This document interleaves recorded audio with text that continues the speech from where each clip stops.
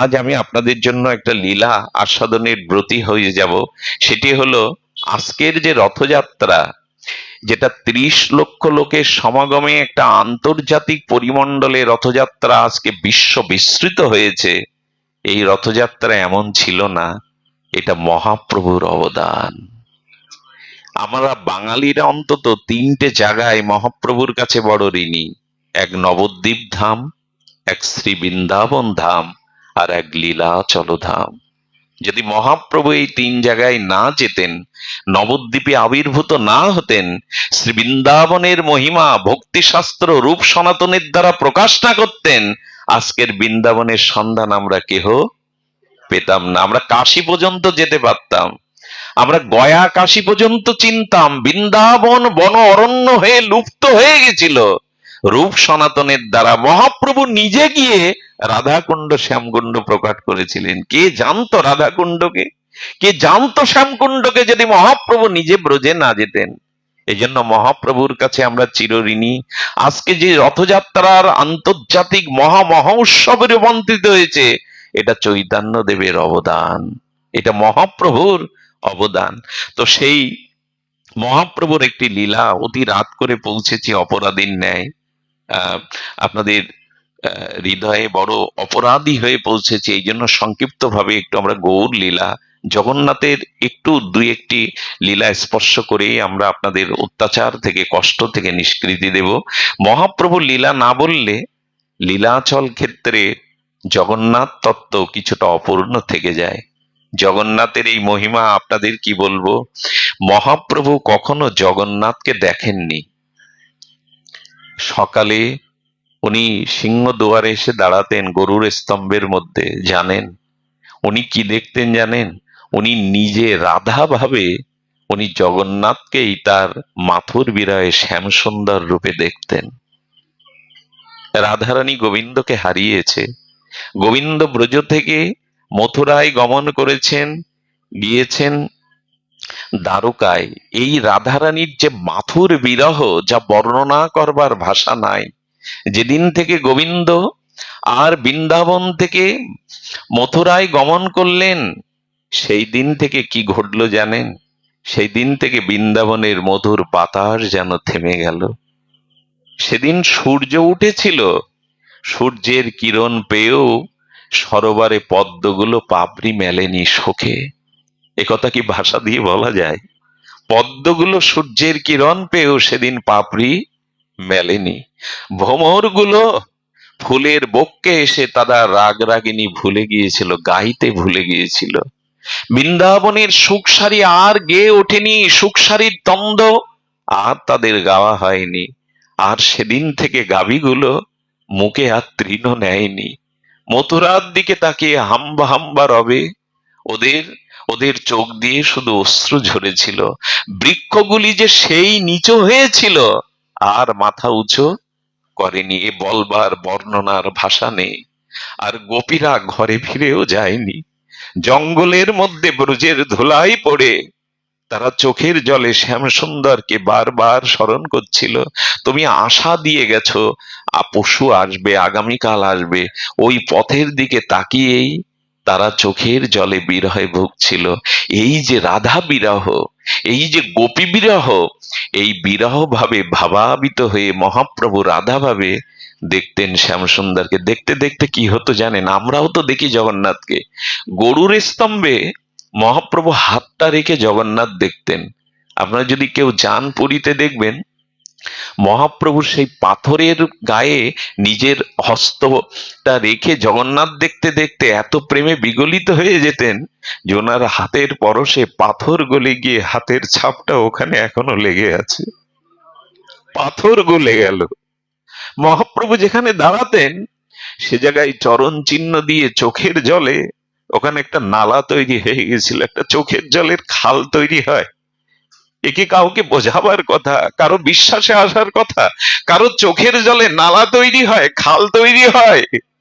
মহাপ্রভু জগন্নাথকে দর্শন করতে করতে বিরহ কাতরা মাধুর বিরহে চোখের জলে খাল তৈরি হয়ে যেত। ওইখানে গর্ত হয়ে গেছিল, একটা জলাশয়ের মতো। এটি ভাষা দিয়ে বোঝানো যাবে না। এটা এটা শব্দ দিয়ে, অনুভূতির রাজ্যের কথা কখনো শব্দ দিয়ে বলা, ব্যক্ত করা যায় না। এমনি করে কাঁদতেন। গোবিন্দ দাস মহাপ্রভুর পেছনে এসে সেবক, অঙ্গ সেবক গোবিন্দ বলতেন, প্রভু বেলা দ্বিপ্রহর হলো, তুমি মুখে কিছু দাওনি, এসো প্রভু এসো।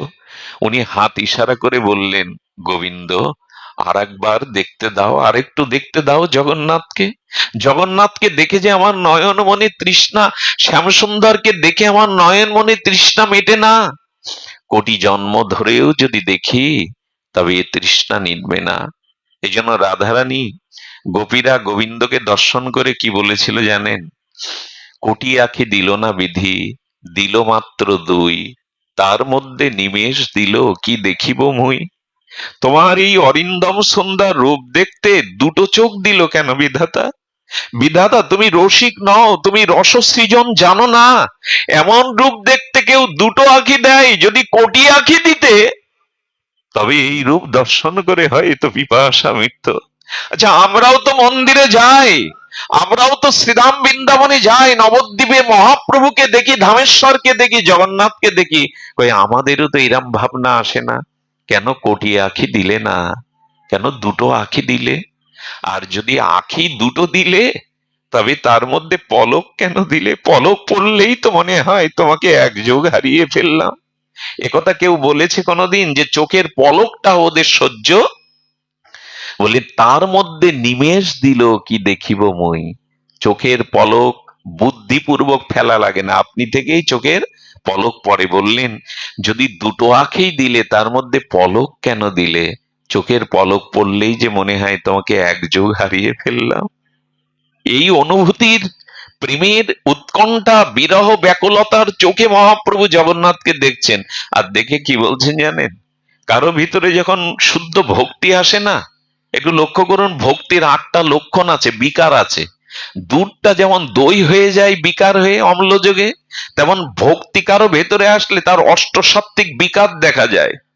তার মধ্যে একটা বিকার হলো তার কণ্ঠ ভেঙে যায়, তার কণ্ঠটা ভেঙে যায় এবং সে তার শব্দ স্তম্ভিত হয়ে যায়, শব্দ উচ্চারণ হয় না। উনি জগন্নাথকে কি বলছেন জানেন মহাপ্রভু সেই ভক্তির বিকারে? যজ যজ গগ গগ, জগন্নাথ হচ্ছে না, হে জগন্নাথ। এই বলতে গিয়ে কণ্ঠ ভেঙে গিয়ে বলছে যজ যজ গগ গগ, জগন্নাথ হচ্ছে না মহাপ্রভুর কণ্ঠে। কতটা ভক্তির আবেশে তিনি দেখছেন জানেন? মহাপ্রভু মাঝে মাঝে আলালনাথে চলে যেতেন। যারা লীলা চলে যাবেন তারা আলালনাথে যাবেন। আলালনাথে গিয়ে পাথরের উপরে মহাপ্রভু শুয়ে পড়ে তার বিরহ বেদনায় আর্তি জানাচ্ছেন। আপনাদের কি বলবো, মহাপ্রভু যে পাথরের উপরে বুক দিয়েছিলেন না, সেই পাথরটা গর্ত হয়ে আজও সাক্ষ্য দিচ্ছে প্রেমে। কারো বুকের পরশে পাথর গলে যায়, মহাপ্রভুর অঙ্গ চিহ্ন গুলো পাথর গলে গিয়ে আলালনাথে এখনো সাক্ষী দিচ্ছে। একবার অন্তত যাবেন, এই স্থানটা দর্শন করে ওখানে একটু হস্ত বুলিয়ে বলবেন, প্রভু তোমার অঙ্গে পাথর গলে গেল, কিন্তু তোমার নাম রূপ লীলাতে আমার হৃদয় গলল না, আমার হৃদয় দ্রবীভূত হলো না। পাথর গলে গেল তোমার পরশে, আমার হৃদয় গলল না। পাথর হলেও গলতো, মনে হয় লোহা হয়ে গেছে। জন্ম জন্মান্তরের সাধু সঙ্গ না করে, প্রেম ভক্তি ভজন না করে পাথর তো গলে গেল প্রভু তোমার নামে, তোমার মহিমায়। আমার মনে হয় আমার হৃদয় লোহা। পাথর হলে গলে যেত, পাষাণ হলে গলে যেত। আলালনাথে এখনো সাক্ষী দিচ্ছে কয়েক জায়গায় মহাপ্রভু এই চিহ্নগুলো আছে। ঝাড়িখণ্ড জঙ্গলে মহাপ্রভুর পাটা রেখেছিলেন, ওই পাটা গলে গিয়ে 16 ইঞ্চি পরিমাণ মহাপ্রভুর দীর্ঘ চরণ চিহ্ন আজও ঝাড়িখণ্ডের বনপথে আছে। পাথর গলে গেল যে চরণে, সে চরণে রতি হলো না। বৈষ্ণব দাসে কেঁদে বলে রতিমতি, সেই চরণে রতি হলো না যে চরণের পদস্পর্শে পাথর গলে গেল। এজন্য না ভক্তি চাই, ভগবানকে পাওয়ার জন্য ব্যাকুলতা চাই, টাকার জন্য, রোগ শোকের জন্য, সংসারে স্ত্রী পুত্রের জন্য কত ঘটি ঘটি চোখের জল ফেলি। কই কৃষ্ণ বলে গৌর বলে তো চোখে জল আসে না। আসে না এই জন্য যে তার প্রতি আপনত্ব ভাব নেই, প্রিয় প্রিয় ভাব নাই। এই জন্য জগন্নাথের দেউলে মহাপ্রভু ওইখানে তিনি প্রায় 12টা বছর নিভৃতে এই চোখের জলে তিনি ভাসিয়েছেন নিজেকে। মহাপ্রভুর এই লীলাচলে, তার যে লীলাচল প্রতি জগন্নাথ ক্ষেত্রে মহাপ্রভুর যে লীলা বড় মাধুর্যময় লীলা। যত রাত গভীর হয় মহাপ্রভুর বিরহ তত গভীর হয়ে যায়।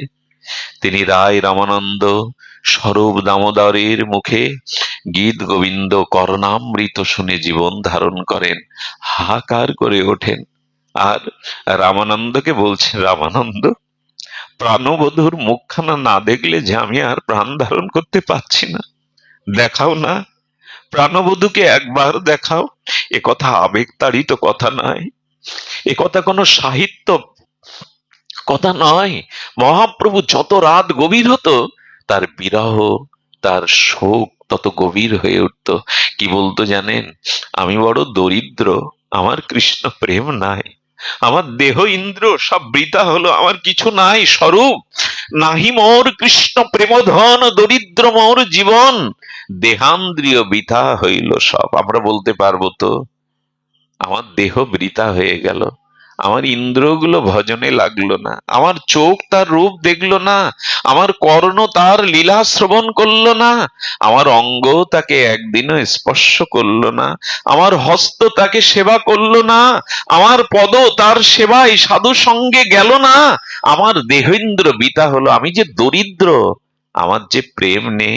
আমি বলবো কি, বহু ধনে ধনী হলেও যদি কৃষ্ণ প্রেমধন না থাকে তবে তিনি দরিদ্র, তিনি দরিদ্র।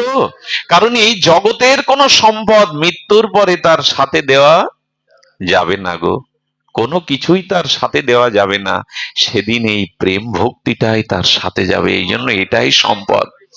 মানুষ যত সম্পদ অর্জন করুক, প্রেম ভক্তি ভজনটাই তো তার সাথে যায়।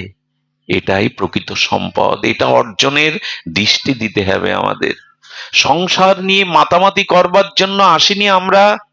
আমরা এসেছিলাম এই দুর্লভ মনুষ্য জন্ম পেয়ে ভজনের জন্য। নিরিদেহ আদ্যং সুলভং সুদুর্লভং সুপলব সুগুরু কল্প ধারণম। আমরা এসেছিলাম, শ্রীগুরু পেয়েছিলাম, শ্রী নাম পেয়েছিলাম, লীলাচল ধাম পেয়েছিলাম, বৃন্দাবন পেয়েছিলাম, সাধু সঙ্গ পেয়েছিলাম, হরি নাম পেয়েছিলাম, ভাগবত পেয়েছিলাম। এর পরেও যদি নিজের প্রেম ভক্তির চেষ্টা না করি, ভব সংসার তারণের চেষ্টা না করি, আমাদের মতো হতভাগ্য আর কে হবে বলুন তো? এত কিছু পেয়েও যদি চেষ্টা না করি, যদি নিজের কল্যাণের চেষ্টা না করি, তবে তো আমরা হতভাগ্য। তাই মহাপ্রভু কাঁদছেন। রামানন্দ দেখলেন প্রভুর যে বিরহ, যে উৎকণ্ঠা, আজকে যদি তাকে শ্যামসুন্দরের মূর্তিটা একটু না দেখায়, তাকে আর প্রাণে বাঁচানো যাবে না। মাঝে মাঝে রাধারানীর প্রাণ রক্ষার জন্য বিশাখা গোবিন্দের একটা বিগ্রহ এঁকেছিলেন। কে এঁকেছিলেন? বিশাখা। ওইটা রাধারানীকে মাঝে মাঝে দেখাতেন, দেখালে প্রাণ ফিরে পেতেন। কারণ আমরা ছবি দেখি, আর ওরা ছবি দেখে না, ওরা সাক্ষাৎ বিগ্রহকেই, ভগবানকেই দেখে। প্রতিমা নও তুমি, সাক্ষাৎ ব্রজেন্দ্র নন্দন। এই জন্য ঠাকুর দেখতে গিয়ে ধাতু মনে করবেন না, কাঠ বুদ্ধি করবেন না, ধাতু বুদ্ধি করবেন না, সাক্ষাৎ সচ্চিদানন্দ বিগ্রহ মনে করবেন। এই হলো ভগবানকে দেখা, এই হলো ভগবানকে দর্শন করা, বিগ্রহ রূপে সাক্ষাৎ সচ্চিদানন্দকে দর্শন করা। তো রামানন্দ অনুভবী, রায় বড় অনুভবী। উনি চিন্তা করেছেন মহাপ্রভু এখন রাধা ভাবে কৃষ্ণকেই দেখছেন। ওনার সামনে যদি একটা দর্পণ রাখা যায়, তাহলে দর্পণের মধ্যে উনি নিজের মুখ দেখবেন না, উনি শ্যামসুন্দরের মুখই দেখবেন। বলো তো মা, কথাটা কোথায় চলে গেছে? রাধারানীকে একবার কেশবিন্যাস করে দিচ্ছেন গোবিন্দ, রাধারানীর কেশটাকে বিন্যাস করছেন, কেশটাকে সেবা করছেন, আর রাধারানী নিজের মুখের সামনে দর্পণ ধরে কি দেখছেন জানেন? ওখানে নিজের মুখচ্ছবি প্রতিফলিত হচ্ছে না, শ্যামসুন্দরের মুখচ্ছবি প্রতিফলিত হচ্ছে। আমার মুখের সামনে আমিও দর্পণ ধরলাম আর দেখছি কাকে? তার মানে রাধারানী রাধারানীতে নাই, সবকিছু শ্যামসুন্দরময় হয়ে গেছে। আহা, লোহাটা পরশ পাথরে ছোঁয়ালে যেমন আর লোহার অংশ থাকে না, স্বর্ণময় হয়ে যায়। গোবিন্দ কথা ভাবতে ভাবতে তন্ময় হতে হতে উনি নিজের মধ্যেই গোবিন্দকে দেখছেন। এগুলি মহাভাবের স্তর। তো সামনে যেই দর্পণ রেখেছেন, সঙ্গে সঙ্গে মহাপ্রভু বললেন, সন্ন্যাসীর সামনে দর্পণ আনলে? হ্যাঁ, তোমরা আমাকে এই সন্ন্যাস ধর্ম থেকে বিচ্যুতের জন্য মনে করেছিলেন, ওর মধ্যে হয়তো শ্যামকে দেখবেন, কিন্তু কিন্তু বললেন সরিয়ে দাও, তাকে এনে দাও, তাকে এনে দাও। উনি ওর মধ্যে নিজের মনোভাবের প্রতিচ্ছবি দেখছেন বটে, কিন্তু মহাপ্রভু কখনো দর্পণে মুখ দেখেননি। কতটা বৈরাগ্য হলে এটা হয়? দর্পণ ব্যবহার করুন। জানেন, আমরা যার উপাসনা করতে বসেছি, আমরা যার কথা শুনতে বসেছি, তার সম্বল কি ছিল জানো বাবা? সম্বল ছিল কলার পাতার মাঝখানে যে সারস একটা ডাঁটা থাকে, ওই ডাঁটাটা রৌদ্রে শুকিয়ে চিকিয়ে চিকিয়ে একটা কাঁথা তৈরি করা হয়েছিল। সচিমা কষ্ট পাবে এই ভেবে মহাপ্রভু ওই কাঁথার উপরে দেহটা রাখতেন, বালিশ 12 বছর মাথায় দেননি। এই হলো আমাদের ভগবান। 12টা বছর উনি মাথায় বালিশ দেননি। আর যে গম্ভীরার মধ্যে থাকতেন, সেখানে মহাপ্রভুর পাটা বিস্তার করে শুতে পারতেন না, কোন রকমে জড়সড় হয়ে থাকতে হতো। এখন যে গাম্ভীরা দেখেন, এ গাম্ভীরা ওইটা নয়, ওর পেছনে মূল গাম্ভীরাটা। ওখানে একজন মানুষ সরল হয়ে শুতে পারবে না, অতটুকু জায়গায় 12 বছর ছিলেন মহাপ্রভু। আর সম্পদ কি ছিল জানো? ওই কলিঙ্গিতে একটা মাটির প্রদীপ জ্বালিয়ে দিত গোবিন্দ দাস, ওই ছিল তার সম্পদ। আর ছিল ওই কলার পাতার মাঝখানের শক্ত অংশটা চিকিয়ে চিকিয়ে কাঁথা সেলাই করা, সেই কাঁথার অংশটা এখনো কিছুটা আছে, ওটা কাছের মধ্যে রাখা, নালে মানুষ ওটা নিয়ে যেত। তাই পুরীর মহারাজ ওইটা রেখে দিয়েছেন যাতে মহাপ্রভুর একটা স্মৃতি থাকে। আর কি ছিল জানেন? একটা মাটির কুমণ্ডল। আমাদের উপাস্য গৌরের সম্পদ ছিল এই কুলঙ্গিতে মাটির প্রদীপ, একটা কলার ডাঁটার কাঁথা বালিশবিহীন, আর কি জানেন? আর কুমণ্ডল। কুমণ্ডল মানে ওইটা বিষ্ণুপ্রিয়া মাটি দিয়ে গড়িয়ে মহাপ্রভুর জন্য পাঠিয়েছিল, ওটা প্রভু গ্রহণ করেছিলেন। রান্নাঘর ছিল না মহাপ্রভু। কি হতো জানেন? জগন্নাথের প্রসাদ আর কাশী মিশ্র ভক্তদের গৃহ থেকে যে প্রসাদ আসতো, তাই সামান্য একটু পেতেন। এই হলো আমাদের ভগবান, এই হলো তার ত্যাগ বৈরাগ্য। কেন জানেন? নিজ বৈরাগ্য বিদ্যা নিজে আচরণ করে শিখিয়ে গেছেন। বৈরাগ্য না হলে, ত্যাগ না হলে ভগবানকে পাওয়া যায় না। ভোগ বিলাসের মধ্যে পড়ে থাকলে ভগবানকে পাওয়া যায় না। এই জন্য আপনি আচারিত ধর্মের দ্বারা জীবকে শিখিয়েছেন ত্যাগ বৈরাগ্যের পরাকাষ্ঠা মহাপ্রভু। তার এই লীলাচলে যে ত্যাগ বৈরাগ্য, এটি বড় বিস্ময়কর। মহাপ্রভুর এমন জীবন, 12টা বছর তিনি এমনি করে রাধা বিরহে লীলাচলে কাটিয়েছেন। আর এই মহাপ্রভু তিনি এই রথযাত্রার পূর্বে যে লীলাটি করেছিলেন, সেই লীলাটি আমাদের বড় শিক্ষণীয়। আমি সেই লীলাটি সামান্য একটু আস্বাদনে ব্রতী হব। এটি হলো গুন্ডিচা মার্জন লীলা। এই সম্পর্কে আপনাদের অনেকের হয়তো একটু জানা। গুন্ডিচা মার্জন লীলা আমাদের বড় শিক্ষণীয়। রথযাত্রার পূর্বে এই গুন্ডিচা মার্জন লীলাটি মহাপ্রভু নিজে শ্রী হস্তে আর ভক্ত পরিকর নিয়ে করেছিলেন। এখানে যেভাবে বর্ণনা করছেন দ্বাদশ পরিচ্ছেদে আমাদের চৈতন্য চরিতামৃতে, সেখানে বলছে শ্রী গুন্ডিচা মন্দির আত্মবিন্দই স্বমার্জনাও স্খালনত স্বগৌর। স্বগৌর মানে নিজে তার প্রিয় পরিকর নিয়ে স্বমার্জনী দিয়ে কি করলেন জানেন? আপনারা জানেন পুরীর যিনি অধিপতি ছিলেন, তার নাম হলো প্রতাপ রুদ্র। পুরীর রাজার কি নাম ছিল? প্রতাপ রুদ্র। মহাপ্রভুর এমন বৈরাগ্য ছিল, উনি রাজ দর্শন করতেন না। এই লীলাটি একটু মন দিয়ে আস্বাদন করুন। রাজদর্শন করতেন না মহাপ্রভু। রাজদর্শন করতেন না এই জন্য, যিনি ত্যাগ এবং বৈরাগ্য সন্ন্যাস নিয়েছেন তার নারী দর্শন এবং রাজদর্শন বৈরাগ্যের স্খলন হবে বলে মহাপ্রভু দর্শন করতেন না। কিন্তু রাজার প্রাণ ব্যাকুল। রাজা সার্বভৌম পণ্ডিত সহ মহাপ্রভুর পরিকরদের কত অনুনয় করেছেন, একবার দেখিয়ে দাও। তোমরা যদি একবার গৌরকে না দেখাও, আমি রাজা হয়েও বলছি এ জন্মে যদি মহাপ্রভুকে দর্শন না করতে পারি, আমি আত্মহত্যা করব, তার দায় থাকবে তোমার ভগবান তোমরাই।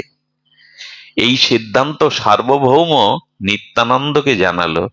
নিত্যানন্দ মহাপ্রভুকে জানালে বললেন, তোমরা যদি আমাকে জোরাজুরি করো, আমি আর এখানে থাকবো না, আমি আলালনাথে চলে যাব। রাজদর্শন আমি করব না, কিছু মনে করবেন না। এটা কিন্তু আমাদের বিষয় নাই। মহাপ্রভু যারা, দেখুন, যতদিন কামনা বাসনা মনে আছে ততদিন সংসারে থাকুন। এখানে শাস্ত্রের বিধিমতে কামনা বাসনা পূরণ করুন, কিন্তু একবার যদি ত্যাগ বৈরাগ্য নিয়ে ব্রহ্মচারী সন্ন্যাসী হন, ওখানে যদি মনের মধ্যে কামনা থাকে তবে কিন্তু জ্বলে পুড়ে শেষ হয়ে যেতে হবে। সংসারে থাকুন, কামনা বাসনা আছে বিধিমাফিক সংসারে থাকুন, ভোগ বিলাস যতটুকু শাস্ত্র অনুমোদন করেছে করুন, কিন্তু ব্রহ্মচারী হয়ে সন্ন্যাসী হয়েও যদি আপনার ভিতরে বৈরাগ্য না থাকে, আপনি শেষ হয়ে ওখান থেকে ফিরে আসার কোনো পথ পাবেন না। খুব সতর্ক হবেন। কথায় কথায় ত্যাগ বৈরাগ্য ব্রহ্মচর্য সন্ন্যাস নিতে যাবেন না। এই জন্য কলিতে সন্ন্যাস নিষিদ্ধ করেছেন মহাপ্রভু। কলিতে সন্ন্যাস মানে কি? তাহলে এই যে মহারাজরা ওরা নিয়েছেন কেন? কলিতে সন্ন্যাস কথাটা হলো, যার ভিতরে কলি অর্থাৎ ভোগ বাসনা এখনো আছে, তিনি যেন সন্ন্যাস না নেন, বৈরাগ্য বেশ না নেন। কারণ সংসারী বেশে আমি ঠকাতে পারি, আমার স্খলন আসতে পারে, কিন্তু ত্যাগ বৈরাগ্য মূর্তি নিয়ে যদি মানুষ ঠকান না, সে প্রায়শ্চিত্তের সুযোগ পাবেন না, ফিরে আসতে পারবেন না। এই জন্য যতদিন মনে ভোগ বাসনা আছে, শাস্ত্রের বিধিমাবুক সংসারে স্ত্রী পুত্র নিয়ে বিষয় ভোগ করুন, কিন্তু ত্যাগ বৈরাগ্যের পরে আবার যদি ভোগের দিকে মন চলে যায়, ওখান থেকে ফিরে আসার সম্ভব নয়। এই জন্য মহাপ্রভু সতর্ক করেছেন, আমি যদি আজ কঠোরতা না আনি, তিনি ছোট হরিদাসকে পর্যন্ত ত্যাগ করলেন। আরে মহাপ্রভু চাউল ভিক্ষা করতেন। কে করতেন? ছোট হরিদাস। কি করতেন? বললেন, যারা তিন বেলা ব্রহ্ম গায়ত্রী করে ব্রাহ্মণ পরিবার থেকে মহাপ্রভুর জন্য দুমুঠো চাল ভিক্ষা করতেন, ওইটা ফুটাতেন আর মহাপ্রভু ভোগ লাগিয়ে পেতেন। একদিন সেবা পেতে পেতে মহাপ্রভু বলছেন, গোবিন্দ, এই হরিদাস, ছোট হরিদাস গোবিন্দ দাসকে বলছেন, এই সরু চাল কে আনলো? গোবিন্দ দাস তখন বলছেন, হরিদাস এনেছে। হরিদাস মানে ছোট হরিদাস, নামাচার্য হরিদাস নন। তো হরিদাস এনেছে। হরিদাসকে ডেকে বলছেন, এই সরু চাল কোথায় পেলে? এটা তো ভিক্ষার চাল নয়। মাথা নত করে বললেন, প্রভু, এক বিধবা, তাও সে বয়োজ্যেষ্ঠা, বৃদ্ধা, আমি তার আহ্বানে দুটো চাল এনেছিলাম। মহাপ্রভু তখন বললেন, বৈরাগ্য হয়ে করো প্রকৃতি সম্ভাষণ, আমি তোমার মুখ যেন আর না দেখি। আচ্ছা, এক বিধবা, তাও বৃদ্ধা, তার কাছ থেকে দুটো চাউল এনেছেন ভোগে, মহাপ্রভু বললেন, তোমার মুখ যেন আমি আর না দেখি। নিত্যানন্দ বললেন, অন্যরা বললেন, ও শিশু, ওকে ক্ষমা করে দাও প্রভু। বললেন, তোমরা যদি আমাকে বলো তাহলে আমি এ স্থানে থাকবো না। আচ্ছা, আপনাদের মনে প্রশ্ন যাচ্ছে না, প্রভু তোমার মধ্যে ক্ষমা নেই? তোমার জন্য এক বিধবা, তাও বয়োজ্যেষ্ঠা, তার কাছ থেকে চাউল এনেছে, তুমি ক্ষমা করনি? বললেন, আজকে যদি আমি এটা শিথিল করি, কোন রমণীর কাছ থেকে গল্প করে যদি প্রসাদী চাল আনে, আজ যদি আমি এটা শিথিল করি, আগামী দিনে যারা গৌড়ীয় বৈষ্ণব সন্ন্যাস নেবে, ব্রহ্মচর্য নেবে, তারাও এইভাবে নষ্টের পথে চলে যাবে। যে প্রভু ক্ষমা করেছেন, প্রভু শিথিল করেছেন, আমাদেরও পতন হবে। তাই হরিদাসকে, ছোট ছোট হরিদাসকে মনে মনে ভালোবাসতেন। উনি মহাপ্রভুকে সঙ্গীত শোনাতেন, ভজন শোনাতেন। যখন কোন ক্রমে মহাপ্রভু ক্ষমা করলেন না, বললেন, ওর কথা যে বলবে আমি এই স্থান ছেড়ে চলে যাব। ত্রিবেণী সঙ্গমে আত্মহত্যা করে হরিদাস দেহ রাখলো। যে দেহ গৌর সেবায় লাগবে না সে দেহ আমি রাখবো না। আচ্ছা, মহাপ্রভু তোমার জন্য একজন আত্মহত্যা করলো, বললো আত্মহত্যা নয় রে, ও ওই মরতে মরতেই ভেবেছে এ দেহে যদি গৌর ভজন না হয় আমি সূক্ষ্ম দেহে আমার গৌর সেবা করব, এ দেহে তো হলো না। এই জন্য গভীর রাত্রে শুষ্ক দেহে এসে এই হরিদাস মহাপ্রভুকে ভজন শুনিয়ে যেত। উনি ওনার ভজন শুনতেন। বাইরে এই বার্তাটা কি দিয়ে গেলেন? কঠোর হওয়ার জন্য। যারা সন্ন্যাস নিয়েছো, যারা ত্যাগ ব্রত নিয়েছো, পোশাক নিয়েছো, তারা এটাকে ছেলে খেলা ভাববে না। এই জন্য আপনাদের নিবেদন করি, যখন তখন যে কোনো ভাবে ভেগ নেবেন না। ওই যে পোশাকটা আজকাল কি হয় জানেন, নামের দলে দেখি যেখানে নামযজ্ঞ হয় সব গেরুয়া পোশাক পরে উঠেছেন। ওই যে ধুতি, ওই যে গেরুয়া পোশাক, 12 বছর ধরে ব্রহ্মচর্য পালন করে বিরজা হোম করে নিজের শ্রাদ্ধ নিজে করে তবে ওই পোশাকটা গায়ে দিতে হয়, গেরুয়াটা। আমরা যখন তখন ওটা গায়ে চড়িয়ে বসি, এটা নিয়ম নাই। এভাবে ওই পোশাকের নিয়ম নাই। ওই পোশাকের মহিমা অনেক গভীরের। আমরা আজকাল সব সহজ করে ফেলেছি। আজকাল সব কথায় কথায় ছেলেরা, অল্প বয়সী ছেলেরা 2-4 দিন হরিনাম করে ভেগ নিয়ে নিল, 2 দিন পরে দেখলেন আবার সবকিছুই ওলট পালট। এই ভুল করবেন না, এই ভুল করা উচিত নয়। তো যেখানে আমরা এসেছিলাম, যে পর্যন্ত এসেছিলাম আমরা, মহাপ্রভু এই জন্য হরিদাসকেও ত্যাগ করলেন। এবং মহাপ্রভু এই কঠোর বার্তা জগৎকে দিয়ে গেলেন, বৈরাগ্য না হলে কৃষ্ণ ভক্তি পাবে না, প্রেম ভক্তি পাবে না। এই বৈরাগ্যের আজ বড় অভাব। শুধু ভক্তমণ্ডলী, মহাপ্রভু সেই ভক্তবৃন্দকে নিয়ে বললেন, রাজ দর্শন হতে বঞ্চিত রাখলেন। রাজা বললেন আমি যদি দর্শন না পাই আত্মহত্যা করবে। নিত্যানন্দ প্রভু বললেন, প্রভু প্রভু অন্তত একটা কৃপা করো, সে তোমার ভক্ত, রাজা হলেও সে ভক্ত তোমার, তোমার চরণ চাই তুমি দর্শন করো। যখন কোনো কিছুতেই কাজ হলো না, কত কঠোর দেখুন মহাপ্রভু। তখন লীলাচল অধিপতি আর রাজা প্রতাপ রুদ্র বলে দিলেন, তোমরা এক কাজ করতে পারো, মহাপ্রভুর একটা প্রসাদী বস্ত্র আমাকে দিতে পারো, অন্তত সেটা ছুঁয়ে আমি আমার হৃদয়ের যন্ত্রণা একটু জুড়াবো। মহাপ্রভু একটা বস্ত্র নিত্যানন্দকে দিয়েছিলেন, নিত্যানন্দ সার্বভৌমকে দিয়েছিলেন। ওই বস্ত্রটা বুকে নিয়ে রাজা কাঁদতেন, তোমাকে না পায়, তোমার প্রসাদী বস্ত্রের মধ্যেও তোমার প্রেম আছে, ভক্তি আছে প্রভু। ওটা পেয়েছিলেন। আর নিত্যানন্দ প্রভু অদ্ভুত অবধূত, তিনি জানিয়েছিলেন প্রভুকে পাওয়ার একটাই পথ, রাজা পারবে, পারবে যেদিন রথ আসবে, রথের অগ্রে প্রভু নর্তন কীর্তন করবে, তুমি রাজা হয়ে পারবে রথের সামনে ছিটে দিয়ে দিয়ে ঝাড়ু দিতে? অভিমান ত্যাগ করতে রাজা হয়ে পারবে? যদি ঝাড়ু দিতে দিতে প্রভুর কীর্তন অবস্থায় প্রভুকে একবার গোপী গীত শোনাও, প্রভুর গোপীদের একটা গীত যদি শোনাও, ভাগবতের একটা শ্লোক যদি শোনাও, তাহলে হয়তো কৃপা হতে পারে। যুক্তিটা কে দিলেন?